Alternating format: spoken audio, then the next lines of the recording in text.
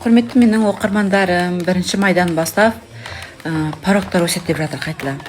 Январда өсті, оны бәріміз көрдік. 600 мыңдайға разница болып кетті. Енді майдың 1-нен бастап тағы да өседі деп жатыр. Сондықтан да именно маған жазған, жекеме жазған оқырмандарым бар. Яғни олар аннуитет порогына келіп тұрған, аннуитет пенсиясына жетіп тұрған, бонус алуға мүмкіндігі бар, пенсия алуға мүмкіндігі бар адамдарды сіздікі болады деп айтқам. Яғни ойланамыз, көреміз енді сірә. Мысалы үшін сіздің НПФ-тегі 7 миллион, 8 миллион, 9, 10, одан да жоғары ақшаларыңызды страховой компанияға ауыстырамыз, аннуитет порогына өтесіз, пенсиясына өтесіз, бонус аласыз десе, көп адам оған енді сенбейді, бірінші зерттейді, олар дұрыс. Бірақ та енді порог өскен кезде ол бізге аннуитет порогына да әсер етіп кетуі мүмкін. Сондықтан да кімге мен сіз аннуитет порогына өте аласыз, пенсиясына өте аласыз деген болсам, шартын жасауға асығыңыздар. Өйткені порог өскен кезде біздегі де порог өсіп кетсе, ол кезде аннуитет шартын жасай алмай қаламыз. Аннуитет деген бұл пенсия. Пенсия сіз НПФ-тің порогына жетпей тұрсаңыз да, аннуитет пенсиясына жетіп кетіп тұрған болсаңыз, суммаңыз жасыңыз кетіп тұрса, бонус алып 40-45 жастан бастап пенсияға шығу мүмкіндігіңіз бар.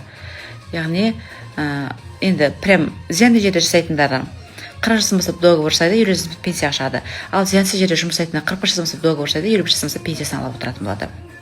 Сосын инвалидизациясы бар адамдар бессрочно НПФ-тінде 5-6-7 миллион ақшасы барлар, солар 45 жастан договор жасап, бонустарын алып, 55 жастан бастап пенсияға шығу мүмкіндігі бар.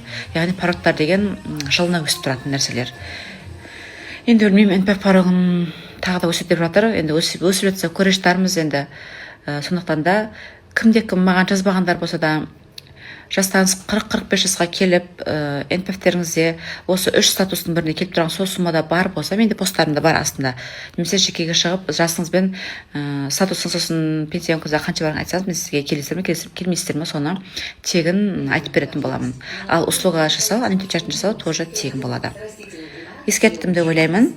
НПФ порогы өсіп кетпестен бұрын аннуитет шартын жасауға сіздер келіп тұрған болсаңыздар, үлгеріп жасатып қалыңыздар. Өйткені аннуитет пенсиясына көп адамдар оған жастары, суммалары дұрыс келмейді.